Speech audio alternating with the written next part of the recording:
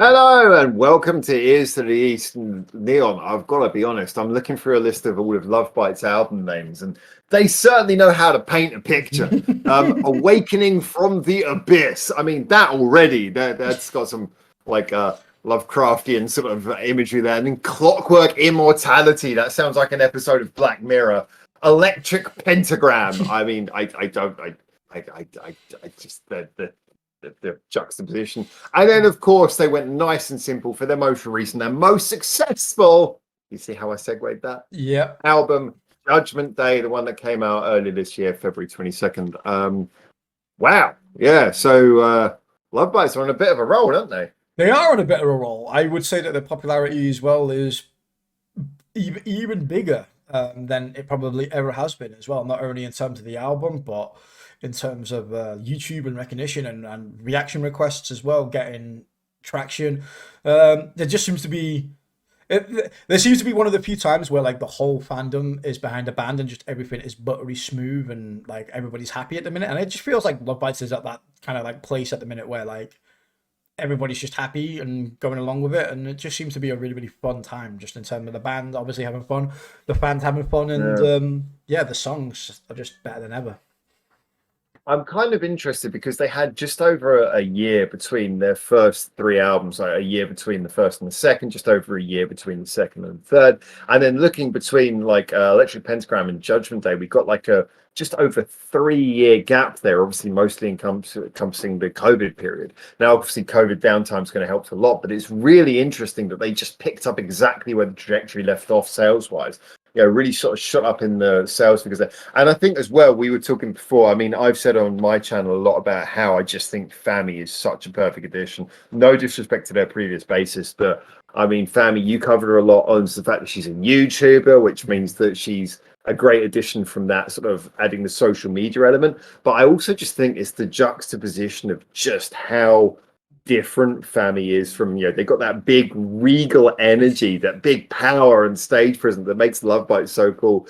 And then just Fami, I know I've said it a few times, people heard me say it, but I'll quickly say I will always adore that first photograph they had of them in the studio as a band. And Yeah. you've got Love Bites looking super cool, and then Fami just holding the guitar, Yeah, like, like and just like smile on her she just face. Yeah, no, yeah, it's a she just great looked one. priceless. And I was like, that's the result I wanted from them having an open audition. I wanted someone joining the band who was a bit of a misfit and yet at the same time was also a perfect fit. So Yeah. yeah, what's your kind of thoughts about how they bridged that 3 year gap and how they managed to continue the successful trajectory? It's a bit of a weird one. Obviously, with Miho leaving, it was I don't know. It kind of felt like a bad time. It felt like COVID, and then obviously that happened, and we were kind of like, oh shit, that kind of came out of nowhere. I don't know. Was there any reason given for why she left? Because I mean, I didn't really follow the behind the scenes stuff. I was wondering, did you? No, I Because I know didn't. I you. didn't dive too deeply into it. All I just know is personal reasons, or whatever. Okay. Again, as always, you can only speculate. The thing with the Japanese is like they put out a statement usually, and that's as much as you get. Usually, the band members don't really talk Yeah. about it, and it's very above board, and it could be a variety of different reasons. Again, health, maybe falling out with the band, creative differences. Nobody really knows. They keep it vague, and then that's it. Then you just move on. But yeah, I recently did like some reaction videos. We watched the some of the cut DVD from the new album, or bassist auditions. I was really surprised Yeah. just how open that was. Actually, I've seen a lot of people going like they were considering everybody. Like age wasn't an issue, gender I wasn't an was issue, which is I something was I was joking genuinely about that as surprised. well. Like there was I joked when they released the initial like the digest version of that video. Mm. And there was that one guy, I can't remember, but I came up with a name for him because I didn't say his name. It was just this one guy who was like an English kid who looked like he was about 12 years old. I was like, yes, I want him. Put him in the band. That would be fucking weird. This is um, like this bunch of like sort of much more mature ladies, and then this one guy like, oh, hi girls, I'm the bassist. Yeah. I would have been all What for would him. what would he have worn? Like the girls, obviously pretty white dresses. Like what would a male member of that band look like? Just give him a fucking suit or something. A Yeah, white tux. he'd look like the butler. He'd look like the butler. He'd look like Chris Barry in that Tomb Raider film. Oh God, no. Oh, There's but something you wish you couldn't remember. yeah, like I wish I could take that back. I just forgot about that. Cheers, mate.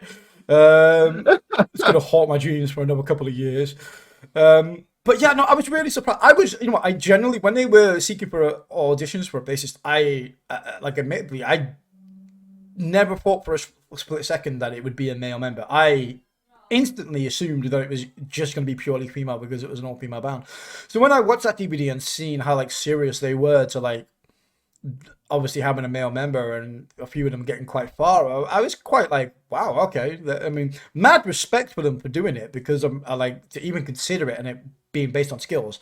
But I think for me personally, and I think a lot of fans, I'm so glad they went with another female bassist, and that's not meant to Yeah. sound sexist or anything. I don't know. I just family just really really suits the lineup. I just having an all girl lineup just really really suits them. I just think it would look a Well, bit odd with a male bassist. that's kind of what I was saying. Though. They needed someone who was different, but still was also a perfect fit and just like felt natural. Mm. Yeah, I kind of agree. I mean, it had to be if it was going to be an open audition, it had to be an open audition. They had to let everyone in, but at the same point, you can't say that they have to treat everyone equally because they're looking for someone who fits the band, not just the best Mm. musician.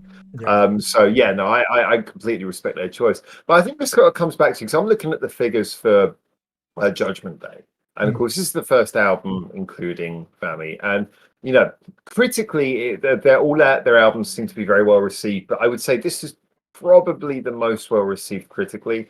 I certainly think it's an interesting album, but I mean, Love Bites certainly have a sound that's permeated all four of their albums. I think they're very good at bringing something interesting and different to the sound, but it is a sound that is kind of that you know what to expect from Love Bites. I'm kind of interested in because they've achieved so much, because they've been such a big thing. Is that can you really put a finger on it yourself? Why you think Love Bites have been so extraordinarily successful in a sea of other bands who are trying to do similar music? Why do you think they've stood out in your opinion? First and foremost, I want to say, well, yeah, I want to say we'll go with the probably the easiest thing first, which is probably aesthetically very very pleasing to look at. No, no, it is. It's true. All the girls look absolutely Can I amazing. just say we just recorded an episode about just before this about Bandmate where I remember the very last line of that episode and I remember you clowning me on making it sound like I wanted to see one of the members expose herself, which is very very poor taste. I just want to let you know that as we work carefully to remove all of our subscribers from this channel by saying misinterpreted, I am going to take it very much on advisory that I will remember the first thing you mentioned was aesthetics. All Aesthetic, right. like, aesthetic, yeah. Again, all the girls are amazingly pleasing to look at, but they're all so unique in their own way. Obviously, like Miyako is a little bit more steadfast, majestic. Midori looks like she could bench press 300 pounds between her thighs, and then you've got Fami who's like, hi, the geeky smiley one. Like there's so much kind of going on with the band. Their personalities, Asami as well, absolutely amazing personalities, smiles. There's just so many of them that I just have so many unique personalities, and they look great as a unit, but they look also great individually.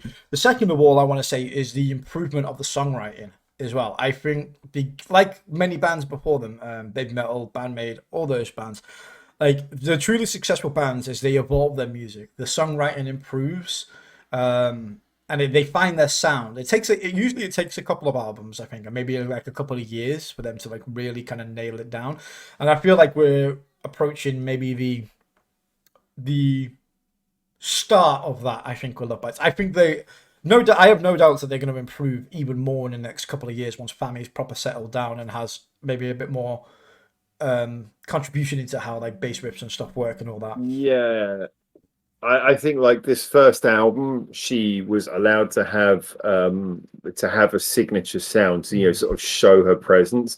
But I think it was a good chance because they were clearly already working on the album. It was a Yeah, chance for her to sort of I step in imagine. without too much pressure. Yeah, I imagine And most of so those on songs the were next already. album, recorded and Yeah, I already think on written. the next album she'll have more of an opportunity to feel comfortable moving forward. So I think they handled that very well. I Mm. mean, for me, what really works about the Love Bites sound is although you roughly know what you're going to get each time, there is this wonderful thing about the fact that it is so theatrical.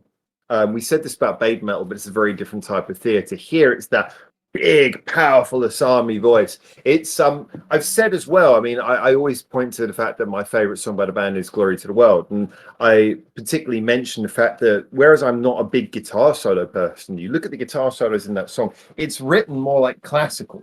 It Um, is. I was gonna and I say like that the as fact well. that I love the fact that it's talking here about how apparently just looking at the article relating to this from the last album, like Midori apparently went to a lot of churches and she listened to a lot of church music and like organ music and like Mm. I'm a big fan as well. But I'm atheist. I do love the sound of like pipe organ music, and there is definitely like the guitar solos in that and some of their other songs sound more like a Bach written pipe organ piece than they do like a normal guitar solo. And I think there is that element that what they play, it has the sound to appeal to like metal fans, and yet the writing combined with Asami's vocal performance takes it into an area where it has a sort of a classical aesthetic. It Mm. knowingly picks from little, you know, sort of movements and things that sound classical. It still is very much rock music, and you have the thumping double kick drums to prove it, but it is comfortable using scales and sounds that would be more at home in classical music. And I think it's every time I hear one of those things, every time I hear one of those references that makes me think of classical music, I feel very almost comforted by it. I feel like I'm being taken to a place where the music is something sorry, not making you sleep, am I? No, no, no. So,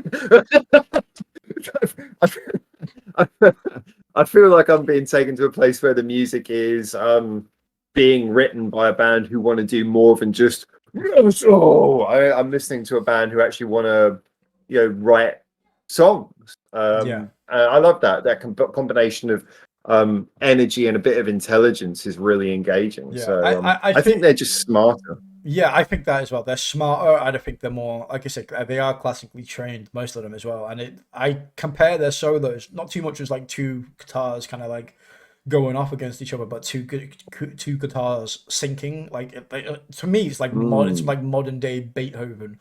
They're not there just to see who can outplay each other. They're there to incorporate each other to balance off each other. Like kind of like I don't know, Star Wars, the light and the dark side. They're just constantly pushing that against each other to find that like middle ground, and it just sounds amazing. Can I go for a really obscure reference? Because you talked about Beethoven and like not battling against each other, but then you went to Star Wars. But the movie that I originally thought of, it's going to be so obscure, but I'm going to throw this in here for anyone who appreciates it. I really loved a scene in the third Bill and Ted film, the one that came out a couple of years ago. The scene which is like Jimi Hendrix versus Beethoven. That scene was so cool. It was absurd. I just loved that, like Jimi Hendrix in the street playing back against Beethoven. That scene was just so cool and so funny. I love that. So if you haven't Excellent. watched the third, Be yeah, no, if you awesome haven't seen the to third yourself. Beethoven, I love. Wild That was a good film. stallions. It was Beethoven, wasn't it? I'm trying to remember now. I Was to it? be honest with you, I haven't seen the. I only seen the third one once when it first came out, and I haven't watched it back. But I've seen the first two way too many times. No, no one knows what was being smoked when the second one got made, but yeah, Death. yeah. Love it. Good films for switching off your brain. Well, Love Bites is good music for switching on your brain and off, depending what you want. It serves two purposes very well.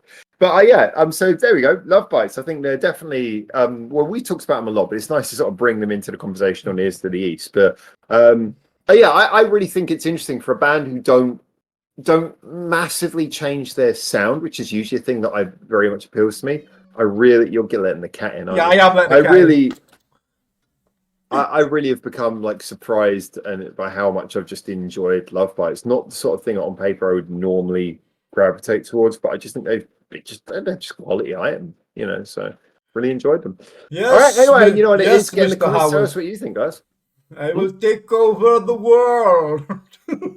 I have been Subscribe to Ears to the East. so I have been expecting you. I've Yeah, been of course you have. expecting you. We made a Google Calendar and we scheduled this like I know. phone call. So of course you've been expecting me. I expect you to watch, and I expect you to subscribe. That was good. I like that. Kitty expects you to subscribe. All right. Well, I think we'll leave it at that. Let's people get in the comments as usual. Actually, and remember, we're just sort of like chatting about stuff that we think is interesting and important right now. So if there's any topics that you guys want us to talk about, let us know in the comments. Usual thing. Otherwise, we'll just sort of like we'll just see what ideas we get from Neon's cat's butt. Kitty says subscribe. Yeah, we've run out of like intelligence, so we're just going for the cute subs now. We're just going for the cute. We got a cat. Subscribe. Yeah. All right, guys. Take care. We'll see you next time. And remember to keep your ears to the east. One of us is pointing west. So cheesy. So cheesy. Bye, guys.